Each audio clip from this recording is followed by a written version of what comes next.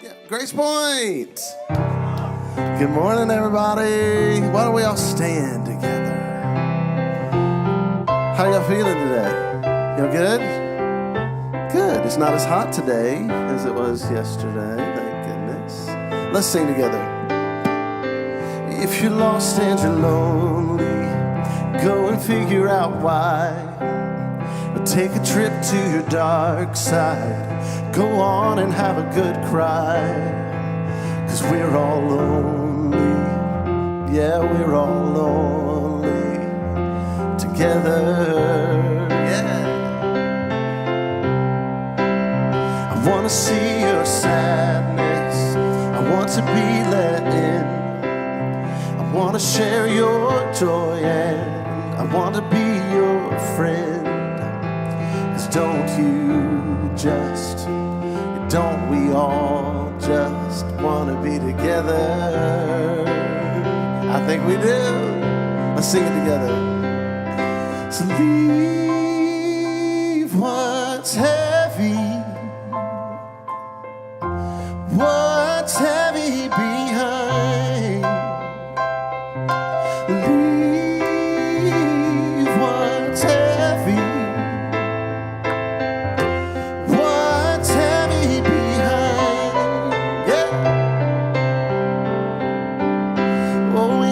Is down, take a look around.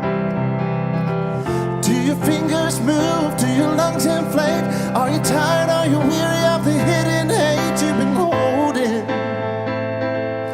Ooh, did you lose that love or have you never had it? Are you feeling sad 'cause you did a bad thing? Whoa.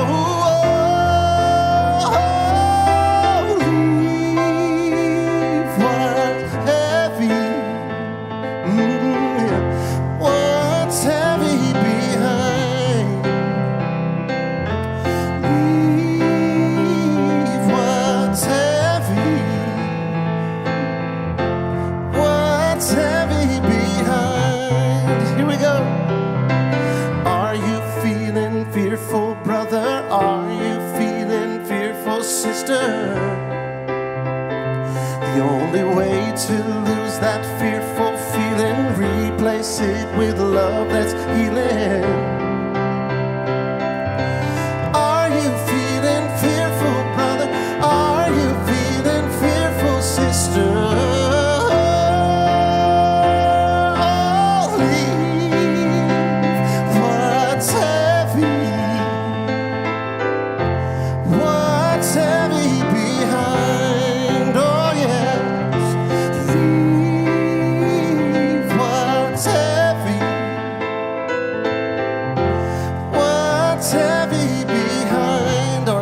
Sing it, let's sing it. Leave what's heavy.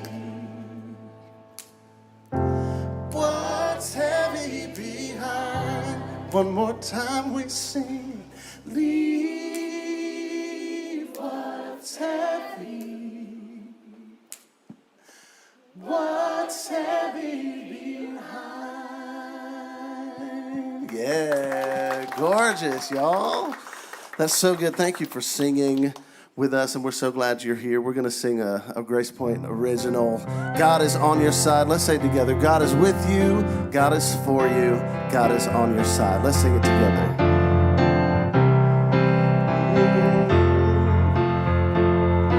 Maker of eternity, right here and now. Creator of all that we see, with us somehow. I cannot explain such mystery. Who could ever know what this all means? The God of the universe all around.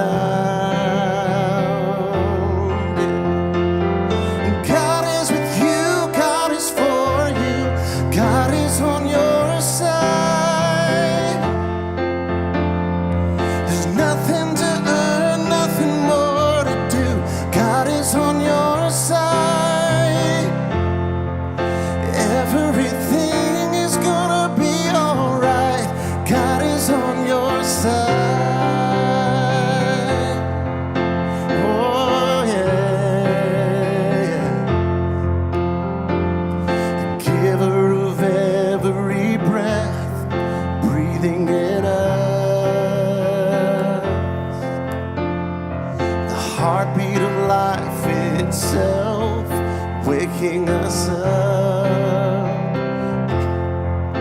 I cannot explain such mysteries. Who could ever know what this all means? The visible image of God is our love. Yes, it is. And God is with you, God is for you, God is on your side.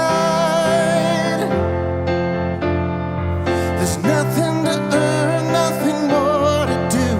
God is on your side. Everything is gonna be alright. God is on your side. Oh, God is on your side. Sing this. You are loved, you are enough. God is on your side, yeah.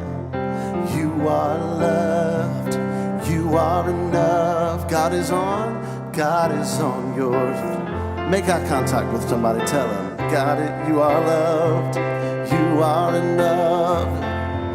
God is on your side. As somebody else say, you are loved, you are enough, it's true. Hope you believe it. God is on your side, yeah. God is with you, God is for you, God is on your side. There's nothing to earn, nothing more to do. God is on your side. Everything is gonna be alright. God is on your side. Oh, God is on your side. Oh, God is on your side. Yeah.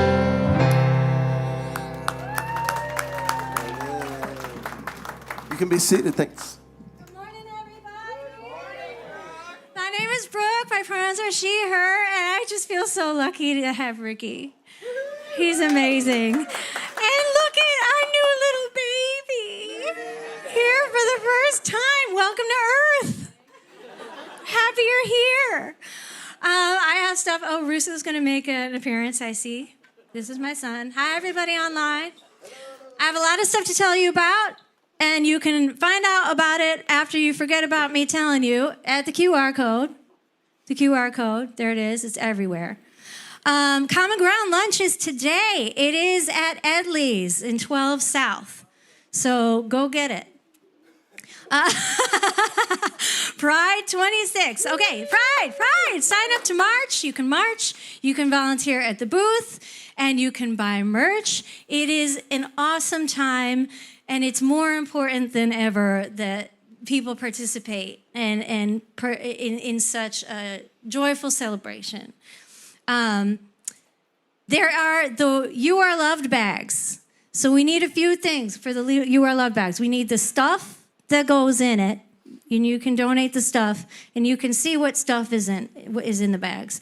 And then we also need people to help assemble the bags, which you can do today. And also we need people to take the bags and get the bags to the people who need the bags. And I believe in you. I believe in us. We can all do it. Thank you to everybody that's been putting that together. Kids, Grace Point Kids. All the parent of all the volunteers that have been working on Grace Point Kids, they get a summer break too. They're taking July off.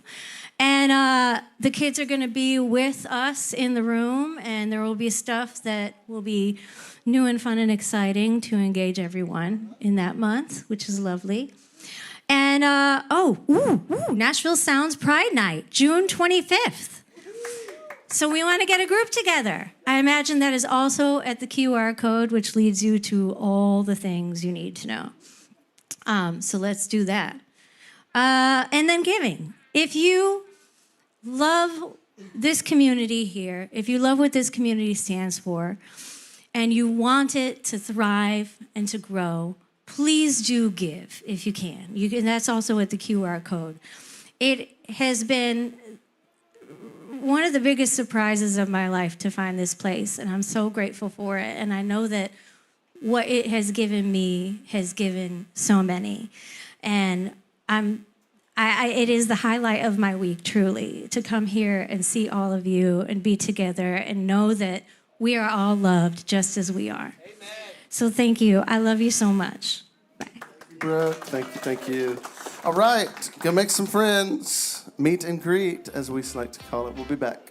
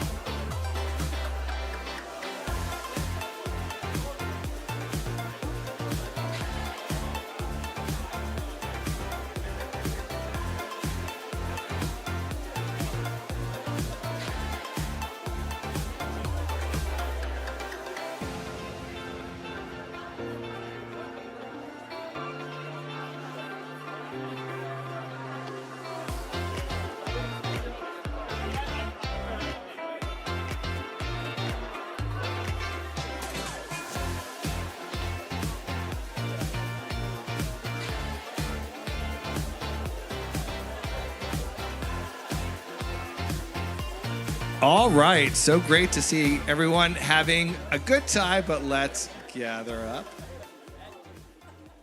Good morning, I'm Craig. My pronouns are he and him, and I'm wearing, this is the latest Pride shirt. Isn't it fabulous? Just a week from when I ordered it to when I got it. So if anybody's worried about getting it before Pride, you will get it before Pride, lots of different colors.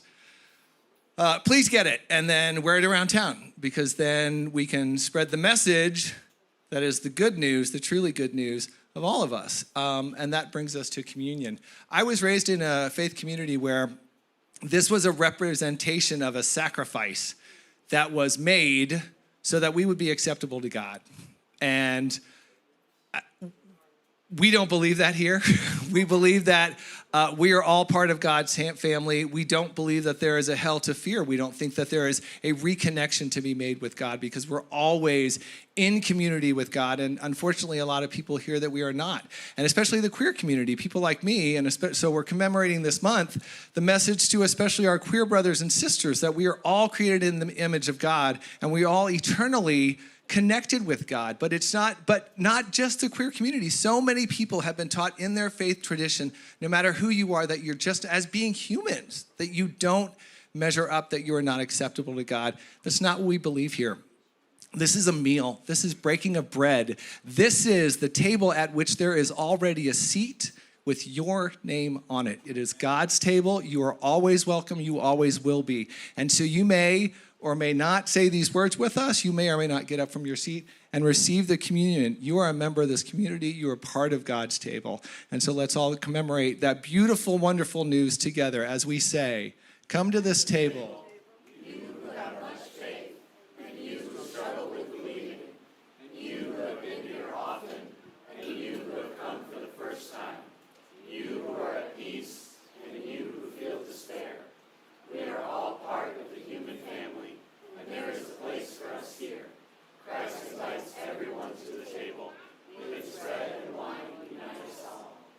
Amen. So you may get up whenever you feel ready.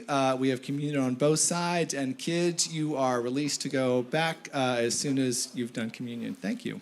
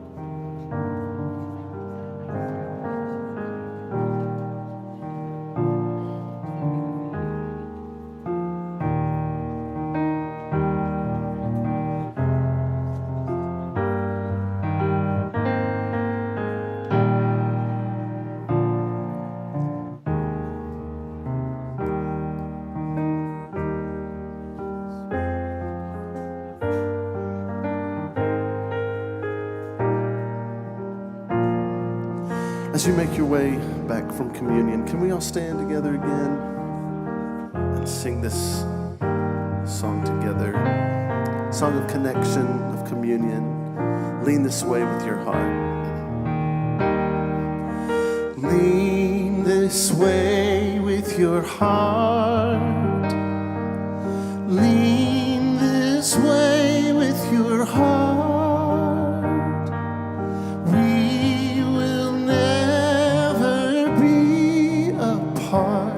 Just lean this way with your heart. Oh, lean this way with your heart. Oh,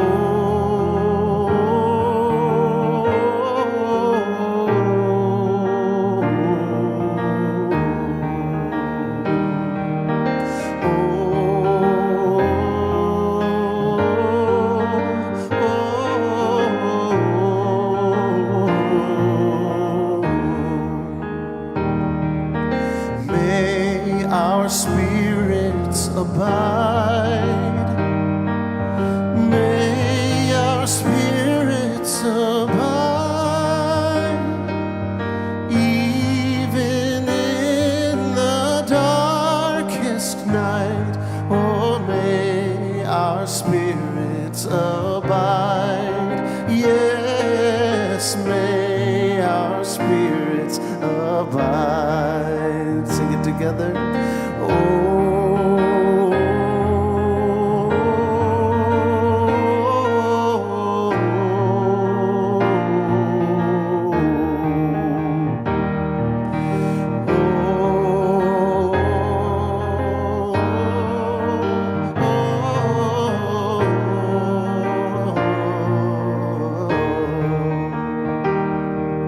Sisters, brothers, and friends. Sisters, brothers, and friends. There is nothing love can't mend. My sisters, brothers, and friends. Oh, my sisters, brothers, and friends. So lean this way. So lean this way with your heart. Lean this way with your heart. We will never be apart. Just lean this way with your heart. Oh, lean this way with your heart.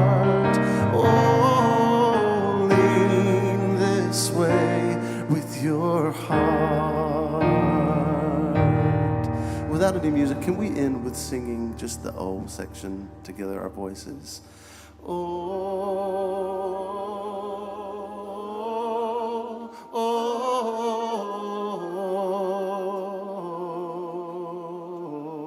one more time.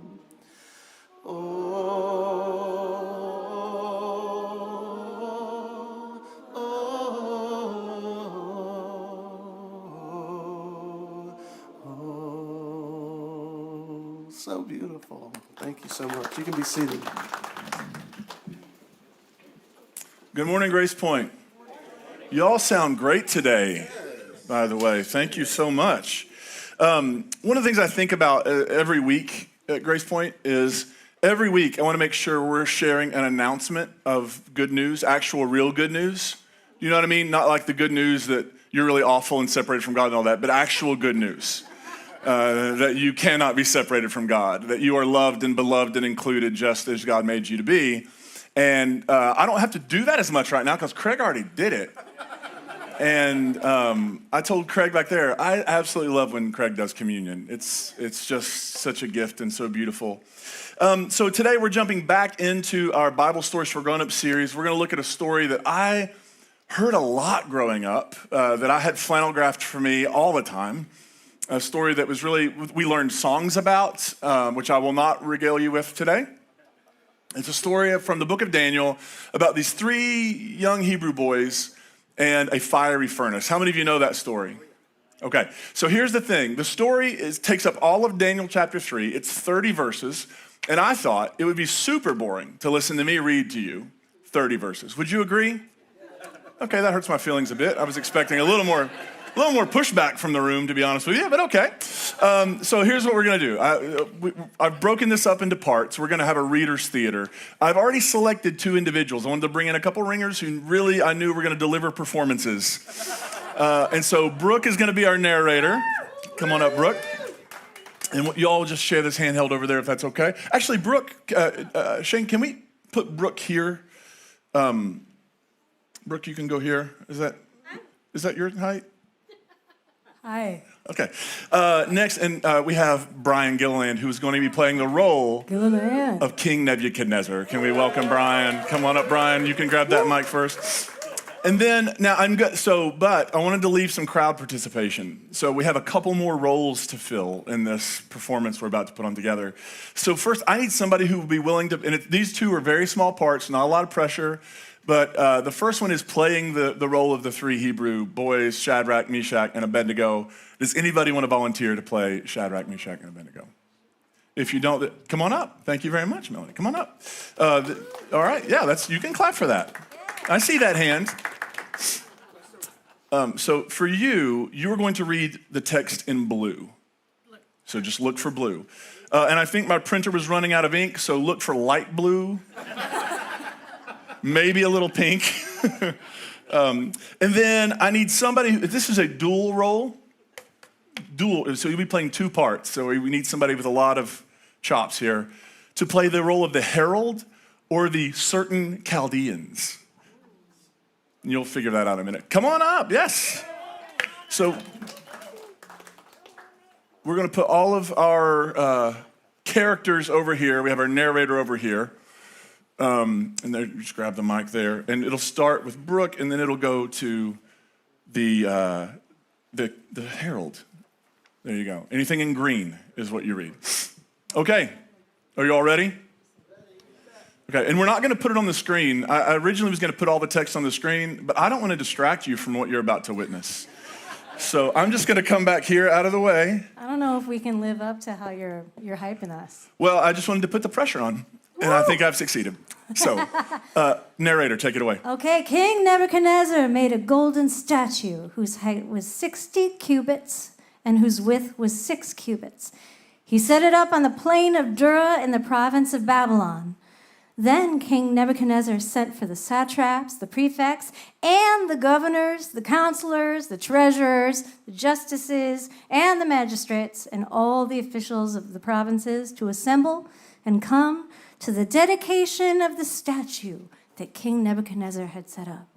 So the satraps, the prefects, and the governors, the counselors, the treasurers, the justices, the magistrates, and all the officials of the provinces assembled for the dedication of the statue that Nebuchadnezzar had set up. When they were standing before the statue that Nebuchadnezzar had set up, the herald proclaimed aloud, "You are commanded, O peoples, nations, and languages, that when you hear the sound of the horn, pipe, lyre, trigon, harp, drums, and the entire musical assemble, you are to fall down and worship the golden statue that Nebuchadnezzar has set up. Whoever does not fall down and worship shall immediately be thrown into a furnace of blazing fire." Therefore, as soon as all the peoples heard the sound of the horn, pipe, lyre, trigon, harp, drum, an entire musical ensemble, all the peoples, nations, and languages fell down and worshipped the golden statue that King Nebuchadnezzar had set up. Accordingly, at this time, certain Chaldeans came forward and denounced the Jews. They said to King Nebuchadnezzar, "O king, live forever, O king. You, O king, have made a decree that everyone who hears the sound of the horn, pipe, lyre, trigon, harp, drum, and entire musical ensemble shall fall down and worship the golden statue, and whoever does not fall down and worship shall be thrown into a furnace of blazing fire. There are certain Jews whom you have appointed over the affairs of the province of Babylon, Shadrach, Meshach, and Abednego. These men pay no heed to you, O king. They do not serve your gods, and they do not worship the golden statue that you have set up." Then Nebuchadnezzar, in a furious rage, commanded that Shadrach, Meshach, and Abednego be brought in. So they brought these men before the king. Nebuchadnezzar said to them, "Is it true, my Shack, and a bungalow, that you do not serve my gods? You do not worship the golden statue that I have set up? Now, if you are ready, when you hear the sound of the horn, the pipe, the lyre, the trigon, which is a ukulele, the harp, the drum, and the entire musical ensemble, which some people say is the best ensemble they've ever heard. When you hear this ensemble, you shall fall down and worship the statue that I've made. But if you do not worship, you shall immediately be detained and thrown into a furnace of blazing fire. And who is the God who will deliver you out of my hands?" Shadrach, Meshach, and Abednego answered the king. Abednego. O Nebuchadnezzar, we have no need to present a defense to you in this matter. If our God, whom we serve, is able to deliver us from the furnace of blazing fire and out of your hand, O king, let him deliver us. But if not, be it known to you, O king, that we will not serve your gods, and we will not worship the golden statue that you have set up.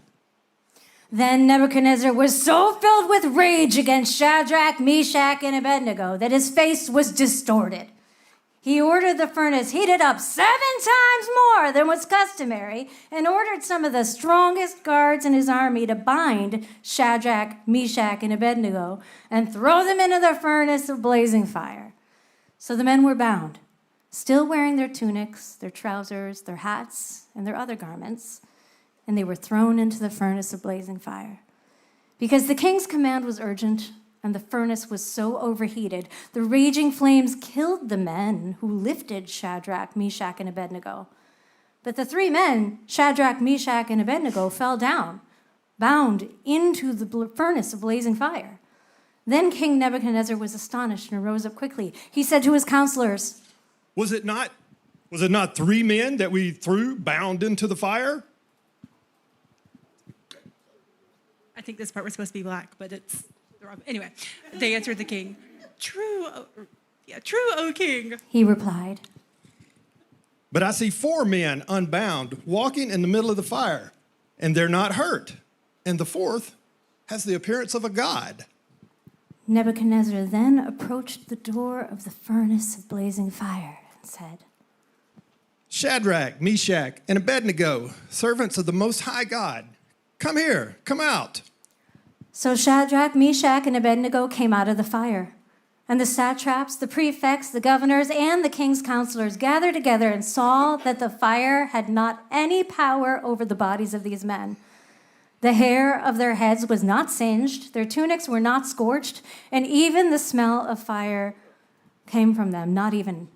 Nebuchadnezzar said, Blessed be the God of Shadrach, Meshach, and Abednego, who has sent his angel and delivered his servants who trusted him. They disobeyed the king's command and yielded up their bodies rather than serve and worship any god except their own. Therefore, I make a decree. Any people, nation, or language that utters blasphemy against me or the God of Shadrach, Meshach, and Abednego shall be torn limb to limb and their houses laid in ruins, like Gaza. It'll be incredible. No one's ever seen anything like it before. It'll be spectacular, for there is no other God who is able to deliver in this way. Then the king promoted Shadrach, Meshach, and Abednego in the province of Babylon. Scene. Let's thank them so much. So for those of you who know this story, did anything stand out this time that you hadn't heard before? I'll tell you, for me, one of the things just, reading through this story a lot over the last few weeks is this author really likes lists. Did you notice? It's like, you could have just said all the government officials, but named them every time they and then the music, you could have just said the band, but it's like, no, you got the ukulele, and it's just, interesting. So what's fascinating is that archaeologists think they may have uncovered this very statue that Nebuchadnezzar built. And I think we have a picture of that statue that Nebuchadnezzar, I don't know. It's a different autocrat wanting worship. I'm sorry, that's not the right statue. Here's what I want to do. I want to give you, let's take that down. We've all had enough. Yeah. Here's what we want to do. I want to dig into I want to give you a little bit of a historical context for the book of Daniel, because this story, you could draw some things out of it just by reading this story, but knowing the historical context of the book of Daniel, I think makes this story come alive, and it speaks to its own situation more clearly, but it also, I think, speaks to our situation. a bit more clearly in the world. So I want to begin with this. Daniel is a book that is not just one kind of literature necessarily. Chapters 1 through 6 are stories. They're court stories that take place in Babylon, and they involve a guy named Daniel and these three Hebrew boys, Shadrach, Meshach, and Abednego, that we're talking about today. But then chapters 7 through 12, like if you're reading Daniel for the first time, the first 6 chapters, you'd be like, oh, these are stories, I get this. But then chapters 7 through 12 become these visions and these visions of statues and beasts, and it gets really weird really fast. And so it's this hodgepodge of different kinds of literature.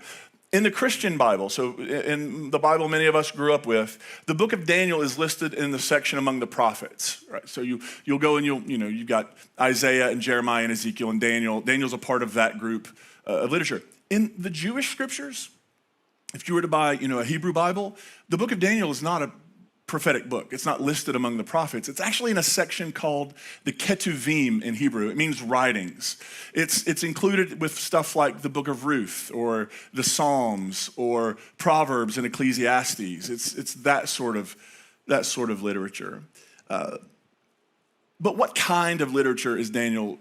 Where does it fit? And actually, especially those last 7 to 12 chapters, those chapters really are clearly apocalyptic. How many of you ever heard of apocalyptic literature before? Okay, so the book of Daniel has a lot in common, believe it or not, with the book of Revelation at the end of the Bible. It's cut from the same cloth, meaning apocalypse just means unveiling. It doesn't mean end of the world. It doesn't mean, left behind. All the word apocalypse it means in Greek is an unveiling. It's sort of this idea that something's going on in the world. There is a group of people that are suffering, and they're being persecuted, and they're losing their lives, and they're losing their well-being.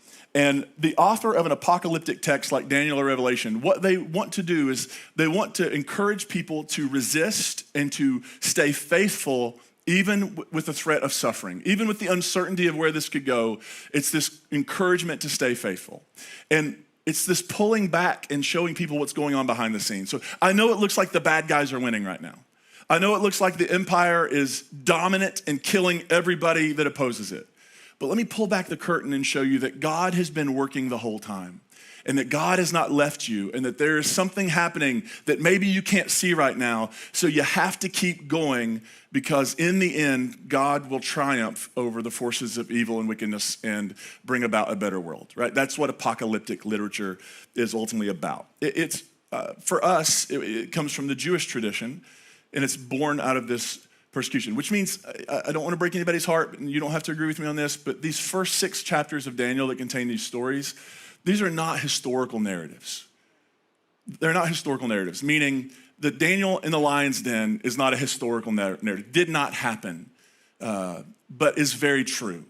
And that's one of the important things to learn about the Bible. Something can be deeply, deeply true, even if it didn't happen. Does that make sense?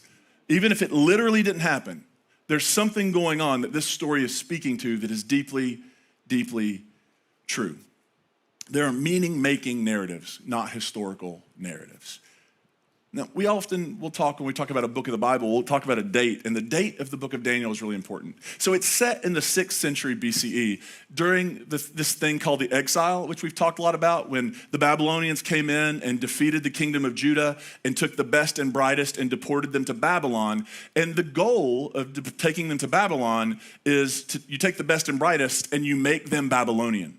Right? You teach them your language, you teach them your religion, you teach them everything, and you absorb them into your culture. And then you're taking the best and brightest from all these places you've conquered, and you're making them fit into your uniform way of seeing the world. And so that's what's happening. This is set during that time. Daniel and these other Hebrew boys are attending the court of Nebuchadnezzar, which means they have skill. They were seen as, up and coming politically. They had this value assigned to them, and so they were brought in to Nebuchadnezzar's palace. Here's the issue. We have lots of good reasons to say and to know that the book of Daniel was not written during the 6th century BCE. It wasn't written during the exile. And here are a few reasons. Specifically, scholars date it in the 160s BCE, which is hundreds of years after the events that are presented. How do we know that it wasn't written during the exile, that it was written during this later time? Well, one reason is the prophecies. There are all these prophecies in Daniel, and they're really good and spot on, believe it or not, until the year 164. After the year 164, it's a mess, right? So up to 164, which means that these things were already happening, and the author of Daniel is including them as prophecy, even though they're probably events that are either contemporaneous or have just happened. Does that make sense? And so the prophecies are really good up to 164, but then, over time, Daniel loses his mojo, and he's not as good at prophesying as he used to be. Another thing is the language. If you read the book of Daniel, it's interesting. I saw this debate on social media the other day where somebody mentioned that they could read Aramaic, a biblical language, and somebody gave them down the road. There's Greek and Hebrew, that's all that's in the Bible, which betrays the fact this person can't read the Bible in the original languages, because a good chunk of the book of Daniel is not in Hebrew, it is in Aramaic. But even the Hebrew is late biblical Hebrew. It's not like the kind of Hebrew you would have imagined in the 6th century. It's language changes over time. Right? When I was a kid, we said things like radical and gnarly, and nobody's saying that anymore. Language changes over time. But then there's also, it's late biblical Aramaic. The Aramaic that's being written about here isn't early Aramaic, it's later Aramaic. And then, which reflects a later period, there are all sorts of Greek loan words that are. So Daniel reflects 3 different biblical languages. Some of it's in Hebrew, some of it's in Aramaic, and some of it is just borrowed Greek words that reflect a later time period as well. And then there's the theology. The theology of the book of Daniel reveals a late authorship, a late composition. And that's because Daniel contains the first unambiguous reference in the Bible to the resurrection of the dead and judgment. In Daniel chapter 12, it talks about how eventually all of those who sleep in, or maybe it says some of those, I don't think it's still universal, but some of those who sleep in the dust will be raised up to like everlasting life, and some will be raised up to everlasting torment or suffering or punishment. That happens in the book of Daniel. That theology around resurrection was brand new in the 160s. And really even when Jesus comes on the scene, around 200 years later, it's still relatively new, and there's only a small group of people who really accept it. The people who run the temple, like the people in charge of the religion, don't accept resurrection or the idea of demons and angels and all that. You know who does accept it? You know who the liberals were in the 1st century of Jesus' world? The Pharisees. The Pharisees are the people who say, oh, these are new ideas. We like this idea. Resurrection of the dead, sign us up. The idea of angels and demons, we're going to buy it. We're going to go all in on that. And so it reflects a later theology that we know wasn't really being fomented until around the 160s. And that's because there was something happening. I bet all wondering, what was happening in the 160s? Why would this new theology have emerged? Why would a book like Daniel have been written in the 160s? And to understand that, we got to go back in time to the year 323. I'm sure you were all going there, but 323, June 10th or 11th, there's some uncertainty. June 10th or 11th, 323 BCE. Does anybody know what happened on June 10th or 11th, 323 BCE? A guy named Alexander the Great died. Yeah, he was in Babylon, and he had gone to India, and he'd come back to Babylon. He was 32 years old, one of the most successful military minds, generals of all human history. He did not lose a battle in his life. And Alexander, there's some people say he got poisoned, some people say he contracted something, but either way, some people say he didn't actually die, but he went into a coma and they thought he was dead and they buried him. Either way, he's not here now. And either way, he was off the map pretty quickly. And so I want to show you, somebody told me, several of you have mentioned, I like when you show maps. You're going to get 3 maps today. It's an embarrassment of riches, really. And the 2 things you cannot do is you cannot encourage me to be more historical with you, or you're going to regret it. And you can't laugh at my jokes, or I'm going to keep making them. Like these, you can't. So here's the map. This is Alexander's kingdom. This is everything Alexander, by the time of his death, this is what he ruled. And as you can see, Gaza is on the map here. And so we have the Sinai Peninsula here. We have, northern, what would be called Galilee in Jesus' life. You have Tyre, you have Sidon, you have all this place. It's a lot of land and territory. So Alexander dies in 323, June 10th or 11th, and he has not named a successor. And there's this legend that when he died, like his last thing was, I choose the best person, and then he dies. Nothing like leaving it up for debate. Next map. And so what happens at the death of Alexander, and the word Hellenistic just means Greek, right? So after Alexander dies, this is around 301 BCE, since there is no successor named, his kingdom is divided among his 4 generals. They each take some territory. So you have Antigonus over here. You have this guy Ptolemy who takes Egypt and up through Gaza and Palestine. Then you have Cassander over there.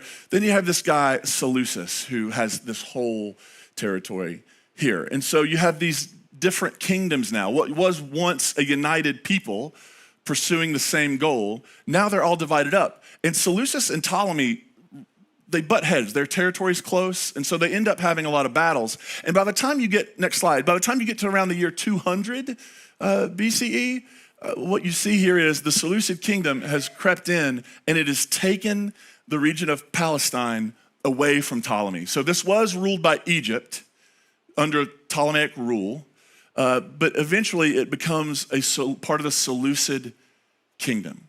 Now, why in the world is that important? Because the stories in the book of Daniel are a direct reference to this Seleucid kingdom and their policies and the way they were showing up in the land of Judea. Eventually, there was a ruler of the Seleucid kingdom who came on the scene. His name was Antiochus IV, but he went by Epiphanes. And if you're wondering what Epiphanes means, it means God manifest. One of the most humble guys you'll ever meet. We have a picture of a bust of his, but he cut off his nose to spite his face.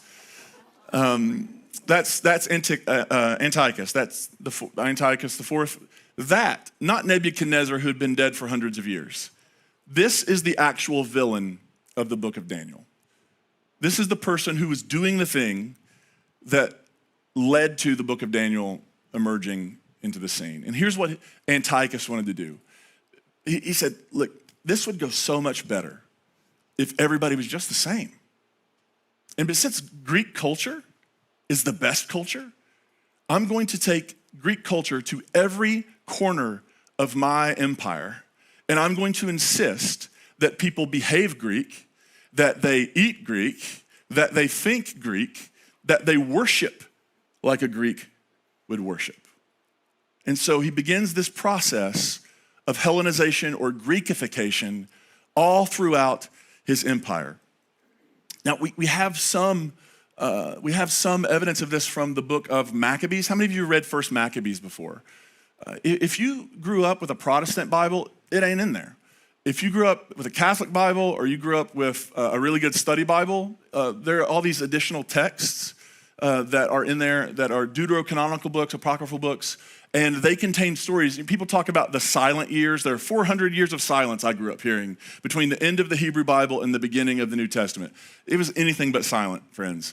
And everything that happens in that 400-year period plays a massive role in setting the stage for the story of Jesus. And if you don't understand the 400-year period, you may not understand the story of Jesus in its context. And so during this 400-year period, one of these texts that came out was the book of several books, but First Maccabees. In chapter 1, here is how this author describes this experience of Antiochus becoming king and his project of Hellenization. Then the king wrote to his whole kingdom that all should be one people and that all should give up their particular customs. Their particular customs. Now, if you're Jewish living in Judea, you've got some particular customs, and those particular customs helped you not be absorbed into Babylon. The northern kingdom of Israel was absorbed into the Assyrian kingdom. These particular customs were developed to keep them distinct from the nations around them. So think things like circumcision, think things like dietary laws, particular festivals, the Sabbath. All of these customs were about keeping this people unique from the people around them. All the nations accepted the command of the king. Read that. All the Gentiles accepted the command of the king. Because in that world, okay, fine. Well, I'll take a couple more gods over here and I can do that and I can eat that and I don't have to do that. But when it comes to Judea, many even from Israel gladly adopted his religion. They sacrificed to idols and profaned the Sabbath. And we actually even have some evidence, and I may even talk about it in this text, I can't remember, that you had Jewish males because they were building Greek gymnasiums. And in Greek gymnasiums, you would do exercises naked. Different time.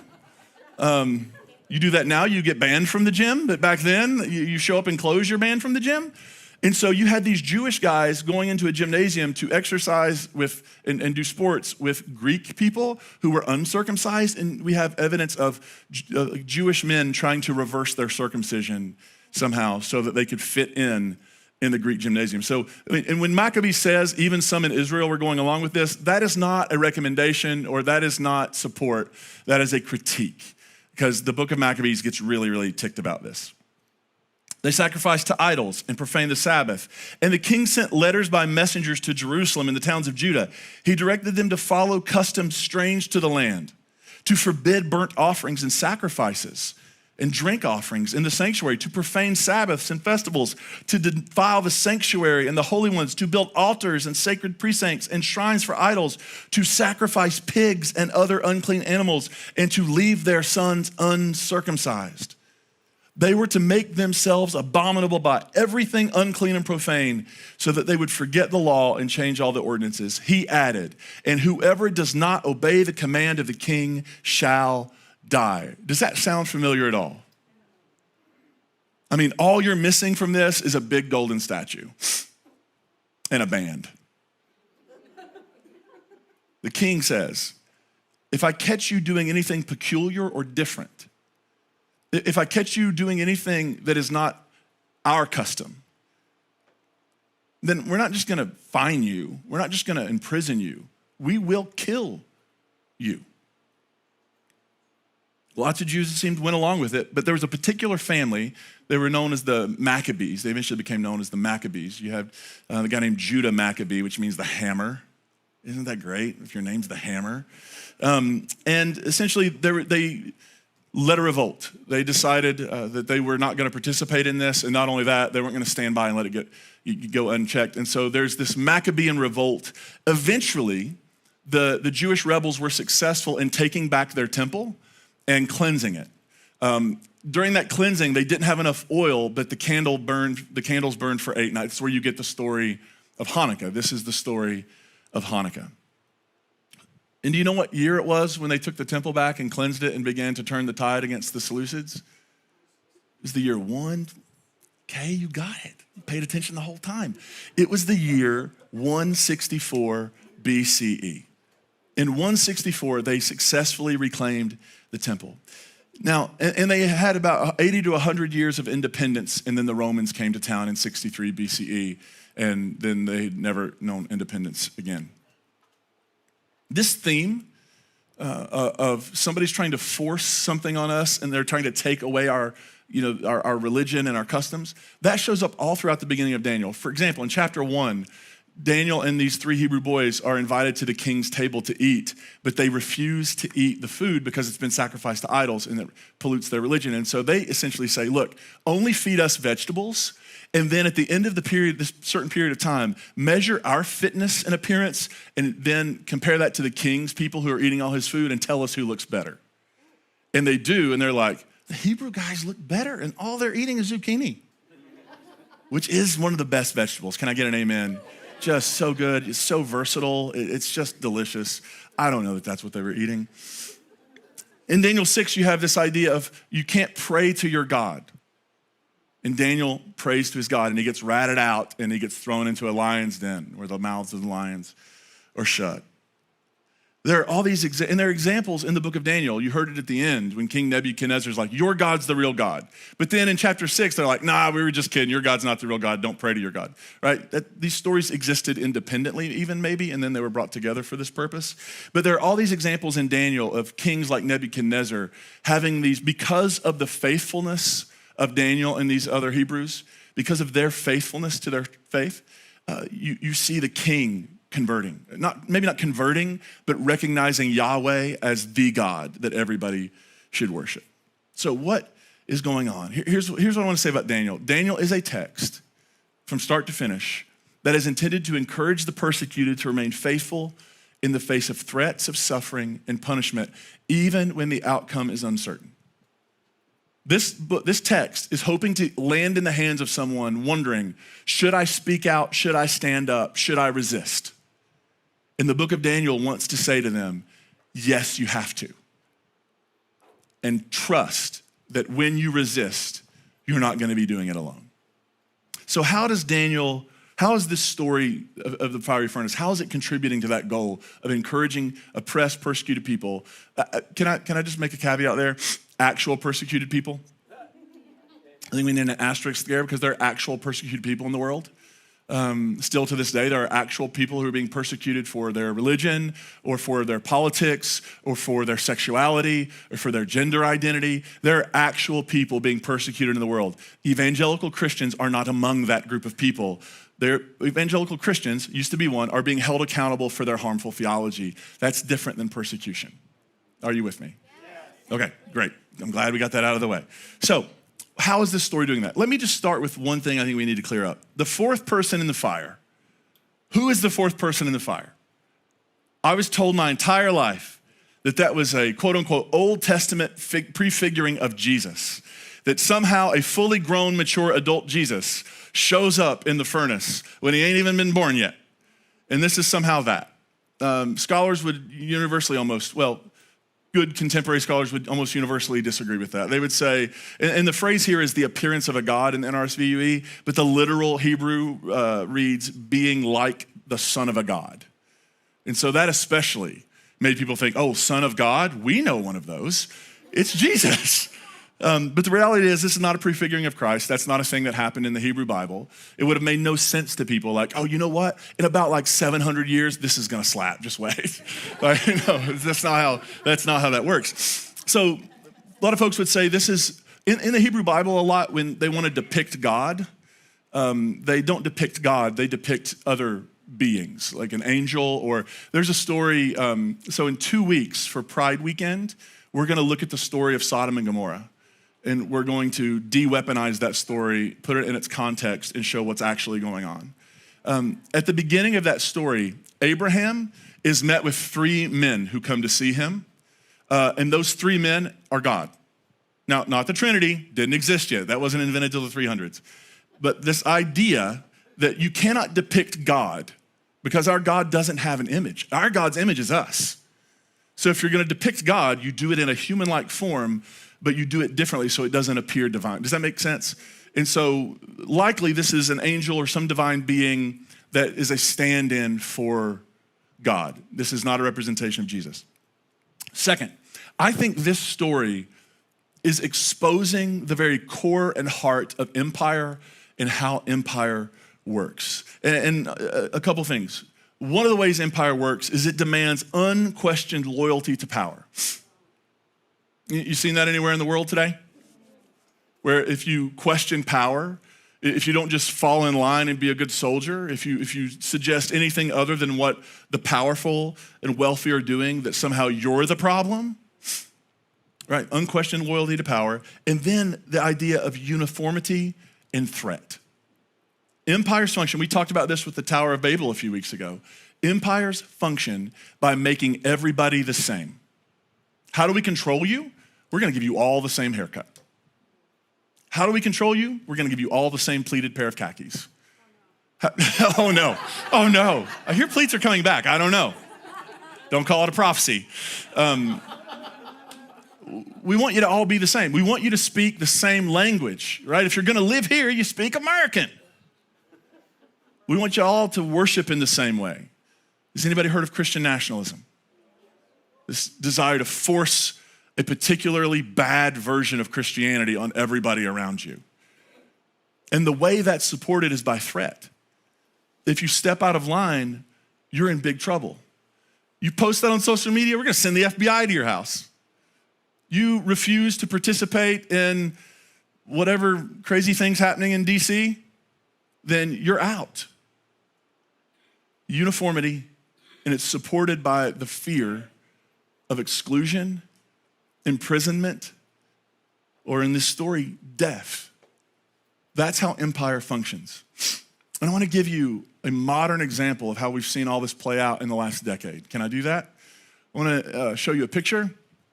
Everybody know who this is? It's Colin Kaepernick, pretty incredible NFL quarterback. He was also a really good college athlete. I think he played at Nevada and was just an incredible, incredible athlete. So in 2016, Kaepernick first started by sitting, but then eventually he started kneeling during the national anthem before games. And for him, he did this as a protest directed not against the military and not against the country, but it was a protest directed against police brutality and racial inequality. And you had people who saw this and said he hates America. Because in their mind, if you try to separate America from police brutality and racism, that makes you against America because that's as American as apple pie, baby. Right? And so 2016, he became a free agent. And he's never taken a snap in the NFL again. Think about that. He was a free agent and he's not taken a snap in a regular season NFL game since beginning to protest racial inequality and police brutality.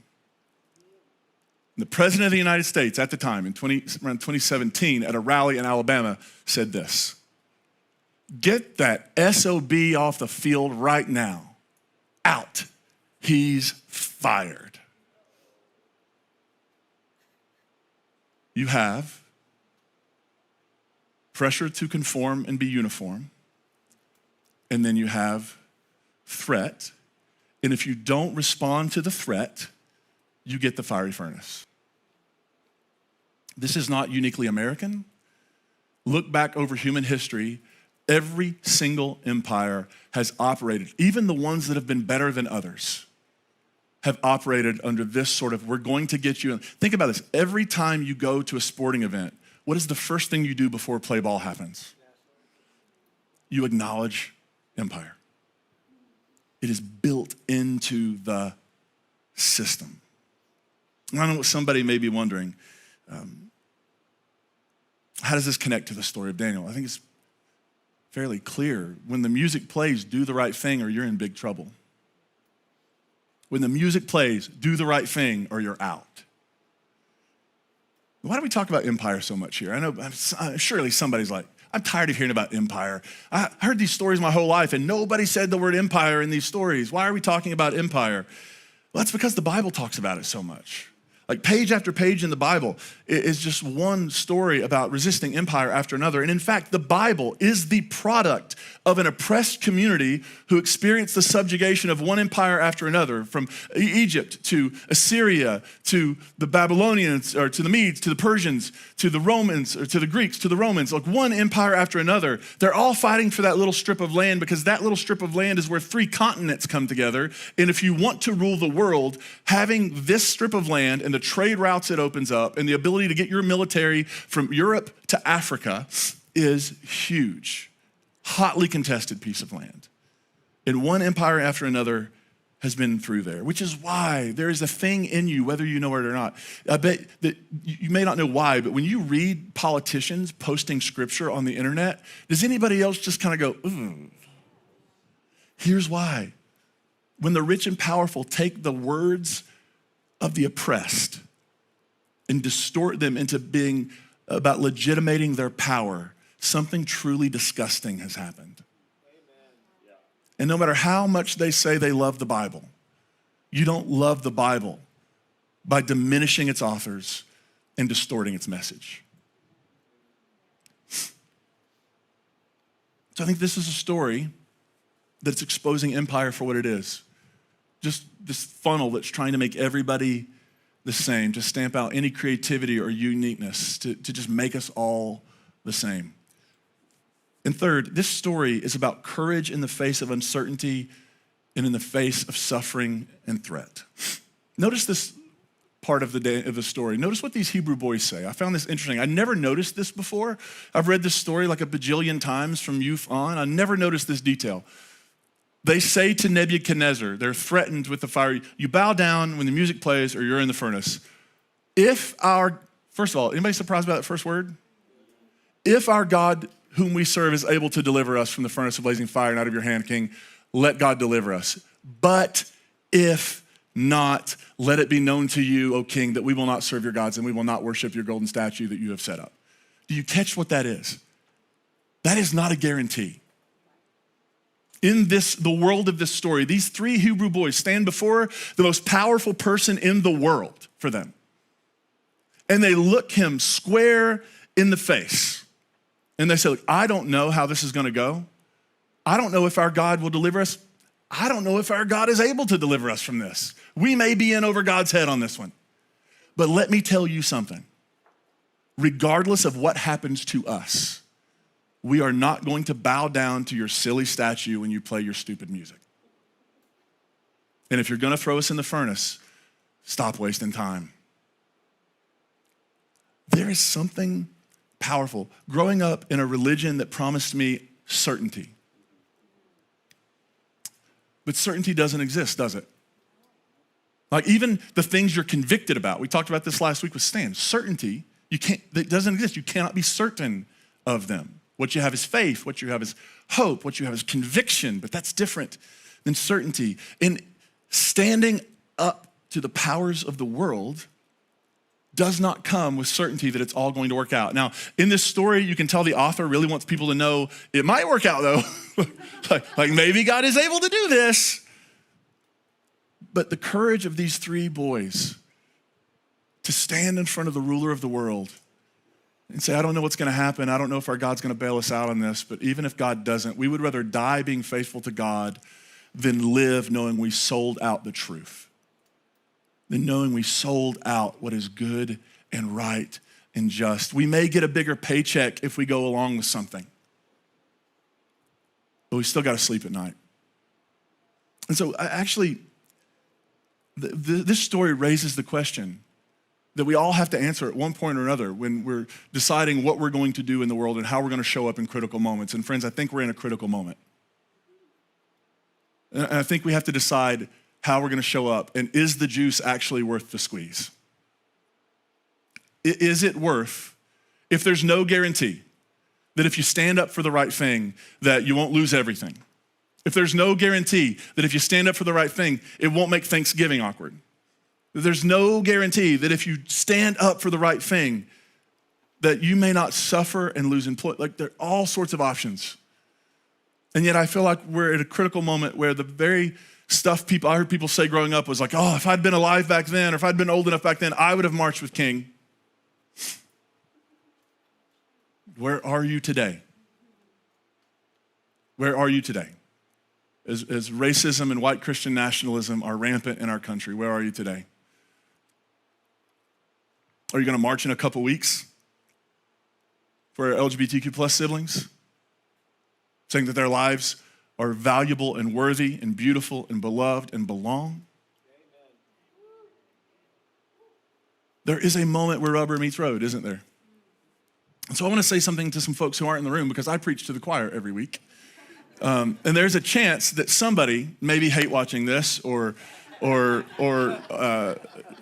secretly watching it because deep down they align with us, but they're afraid to be public about it. Maybe you're watching this and listening to this right now on YouTube or on podcast, and you're a pastor, and right now you are wondering if you're gonna survive the next couple of years, because you know that what you see happening on your television and what's happening in maybe even your church with Christian nationalism, with bigotry, and with hate, you know deep down, with the whole MAGA agenda, you know deep down that this is wrong and it is not Christ-like and it is not going to lead to a better world. It is only going to bring harm and heartbreak to everyone it touches, including those involved in it. You know that. I just want to say now's the time to find your courage and to stand up for inclusion and justice. Today is that day. And if you're watching this next week, today is that day. It is that day to take a risk not knowing. People will leave your church, I promise you. I promise you. People will leave your church. And people will find your church. But if you shut the thing down, maybe you did the world a favor. Because the world doesn't need another church that is simply going along and perpetuating harm. And I'll say this, it is interesting to me among my fellow clergy that our guy we follow, Jesus, told us to pick up our crosses, and then we act like standing up for the right thing is somehow outside the norm of what a Christian pastor should be doing. I want to say something to churchgoers who maybe are watching this. Maybe you join us at Grace Point, and we're so glad to have you, and maybe you're a part of a more conservative church where people are not included as their full human selves. Maybe you're part of a church that won't allow LGBTQ plus folks to serve or volunteer or be a part of anything. Maybe they're just allowed to come and give their money and be a number, but they're not allowed to belong fully. Or maybe you're part of a church like the Southern Baptists who raised me, who decided this week that women still aren't fully human. Now is the time to demand better from your church and your church leaders. And if they won't, now is the time to vote for justice with your feet and your checkbook. Stop funding bad religion. Stop funding harmful theology. And stop showing up to support it. One of the things I've learned over the years, there was a dear woman in the church in Morgantown where I was before I came to Grace Point. She grew up Church of Christ and had been out of the church for years. I mean, years and years. And she was in her 70s when she came to MCC because she knew some people. Never imagined she would be back in church in her whole life, but found herself because she had gone out into the world and realized that she loved queer people and that she wasn't an exclusivist who wanted to send most of the world to hell, and that there was this whole world she had discovered, and she came to a church where she realized you don't have to sacrifice all that to belong and be a part of this. And one Sunday I was interviewing her about her journey and how she had come back around to this in her 70s and what that experience had been like for her. And she told me, she said, when I first met you, I thought you were courageous. I was like, oh, really? I never really, she's like, but now I know you just don't know any better. Like, you just don't know better. The one thing I have learned over the years is not a terribly courageous person. I'm afraid of a lot of things. I'm afraid of heights. Anybody else afraid of heights? Why do they exist? And it's especially cruel because I kind of qualify as one. So the irony is not lost on me that if I watch a video on my phone of somebody up high, I get dizzy. Have to turn it off because in my body, I feel like I'm about to fall. I'm just out on that. I don't like spiders. I'll run from waspers. I know that's not what y'all call them, but that's what we called them growing up. I'm afraid of a lot of things. My kids are getting older and I'm scared to death. I'm just, right, that's where I'm at.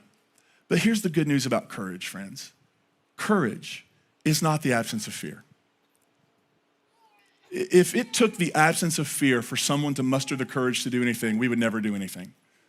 Courage is doing what is right in spite of the fear. That's what courage is.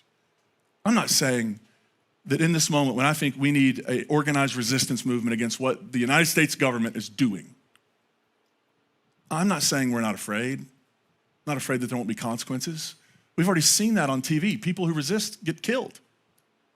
I'm not saying it's not fearful, but I'm saying that the church needs to be a community who find the courage to stand in the face of the rulers and say, I don't know how this is going to go, but I can tell you at the end of it, I may live, I may die, I may lose everything, but I will not lose myself. Amen.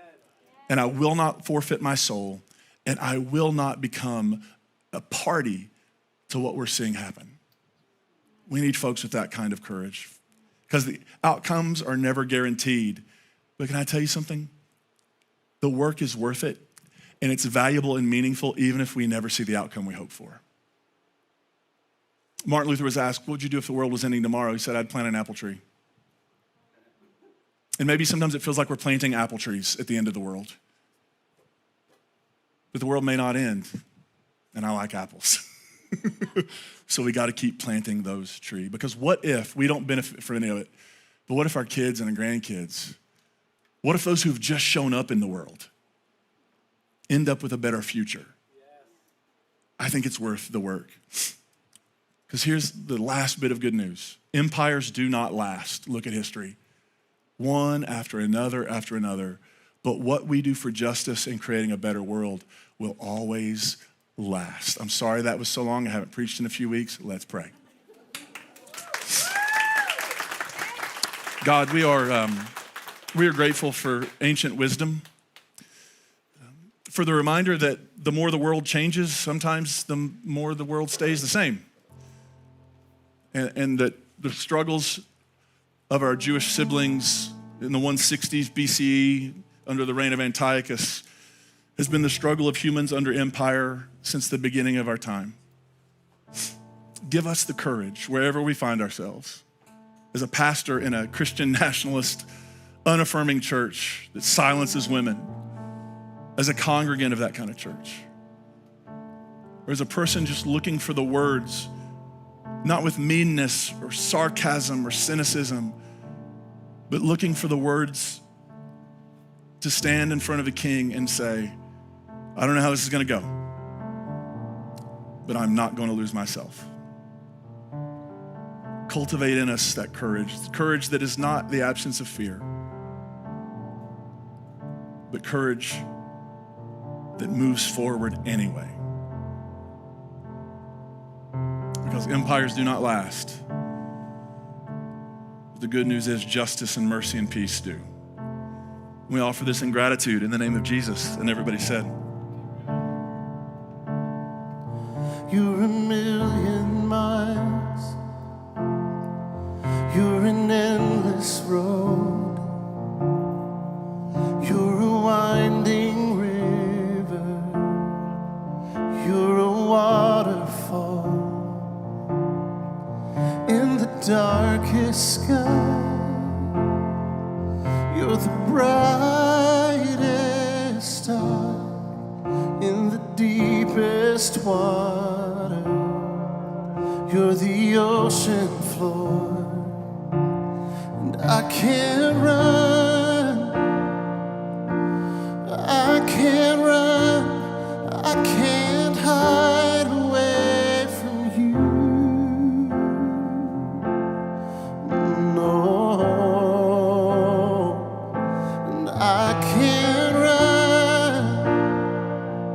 Oh, I can't run. I can't hide away from you.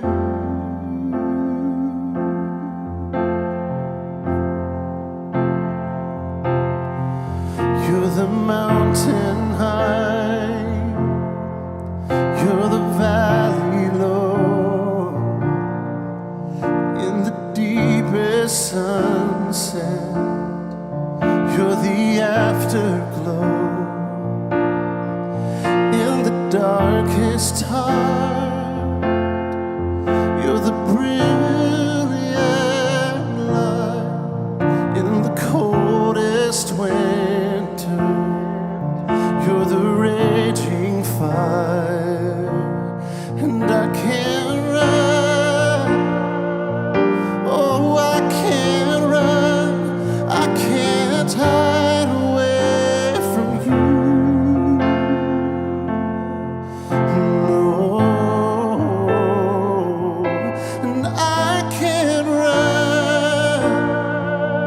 I can't run. I can't hide away from you.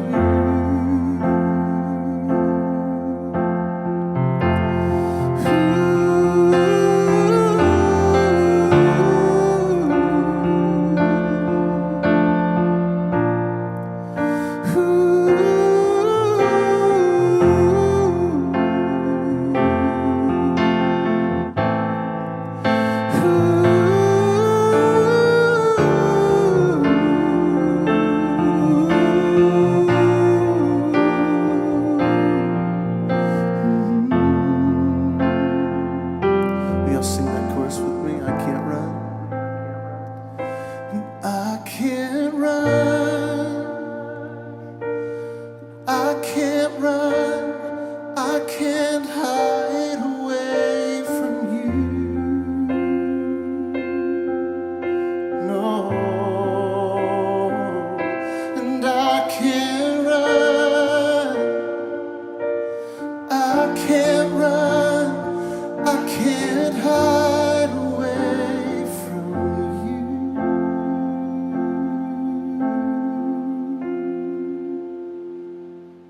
Amen. Grace Point, thank you for being with us. Josh, that was amazing. Thank you for that word. It was great. We hope you have a good week, and we'll see you next week. Have a good one.